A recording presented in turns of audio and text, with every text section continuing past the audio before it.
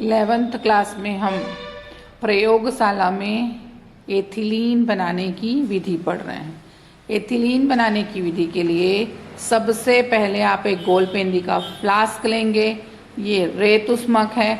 सबसे पहले आप एक बर्नर जलाकर ट्राइपॉड स्टैंड के ऊपर रेत उष्मक रखेंगे और रेत उष्मक रखने के बाद एक गोलपेंदी का फ्लास्क लेकर उसे क्लैंप से कस देंगे।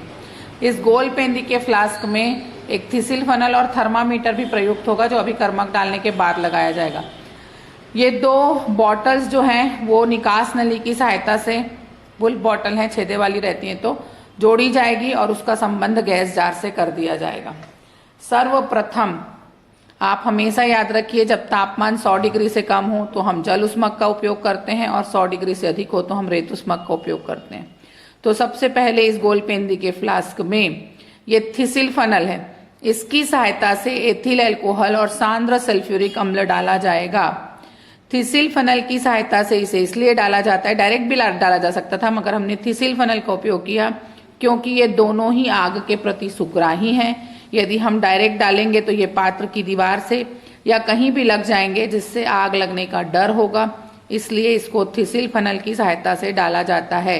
बुक में ऐसा थिसिल फनल बनाया है, ऐसा नहीं होता। थिसिल फनल खड़ा रहेगा, जैसे ये थर्मामीटर खड़ा है, ये स्ट्रेट थिसिल फनल इस तरह से बनेगा। आपका जो थिसिल फनल होगा वो स्ट्रेट रहेगा आपका, ऐसा सीधा, ठीक है। उसको सुधार लेंगे आप। अब सबसे बड़ी चीज जो है, आपने क्या किया, एथिल अल्कोहल और सल्फ्यूरिक एसिड डाल दिया। तो जैसे ही एथिल अल्कोहल और सल्फ्यूरिक एसिड को मिलाया जाता है, बहुत ज्यादा झाग उत्पन्न होता है, इसलिए इसमें आप निर्जल एल्यूमिनियम सल्फेट मिला देते हैं और रेत मिला देते हैं। रेत मिलाते हैं, सैंड, और निर्जल एल्यूमिनियम सल्फेट मिलाते हैं।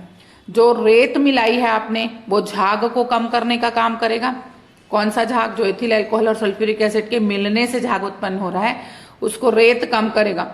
और एल्यूमिनियम सल्फेट इस क्रिया को कम ताप पर संपन्न कराने का काम करेगा। ये दो बहुत इंपॉर्टेंट फैक्टर हैं एथिलीन बनाने की प्रयोगशाला विधि में, कि आप गोलपेंदी के फ्लास्क में निर्जल एल्यूमिनियम सल्फेट मिलाइए और सैंड मिलाइए। जो सैंड होता है वो अभिक्रिया को कम ताप पर संपन्न कराने का काम करता है, झाग को बंद करता है, और निर्जल एल्यूमिनियम सल्फेट अभिक्रिया को कम ताप। तो अभिक्रिया में जो रेत डाली गई है उसने झाग को कम किया है, जो एल्यूमिनियम सल्फेट डाला गया है वो ताप को कम करेगा। अब जैसे ही इसको 170 डिग्री पर गर्म करना प्रारंभ करते हैं, 160 से 70 डिग्री पर एथिलीन की वाष्प बनती है। चूंकि एथिल अल्कोहल ऑक्सीकृत होगा तो एथिलीन के साथ कुछ मात्रा में CO2 भी बन जाएगी, ठीक है। सल्फ्यूरिक एसिड भी अल्कोहल को ऑक्सीकृत करेगा, तो वहां से वो CO2 बनेगी। तो अब यहां से इस निकास नली की सहायता से एथिलीन में उपस्थित CO2 जो बनी है वो सल्फ्यूरिक एसिड के ऑक्सीकरण से SO2 बनी है वो, और एथिलीन, तीनों ही गैसें यहां से पार होंगी, जिसमें यहां पर जो ये वाली बॉटल है, यहाँ H2SO4 डला हुआ है, तो ये SO2 को अधिशोषित करने का काम करेगी। ये वाली जो H2SO4 है वो इस मिश्रण में उपस्थित एथिलीन, CO2 और SO2 में से SO2 को अधिशोषित कर लेगी। बची हुई दोनों गैस आगे बढ़ेंगी, तो यहाँ पे KOH CO2 का बहुत अच्छा अधिशोषक है, वो CO2 को अधिशोषित कर लेगा और शुद्ध एथिलीन आपको गैस जार में प्राप्त हो जाएगी। इस विधि के बहुत सारे जो पॉइंट हैं वो आपको याद रखने होंगे। पहला, हमने जो ताप को 160-70 डिग्री किया, वो 140 डिग्री में ही अभिक्रिया को संपन्न कराता है, और वो काम करता है ये एल्यूमिनियम सल्फेट जो हमने डाला था, ठीक है।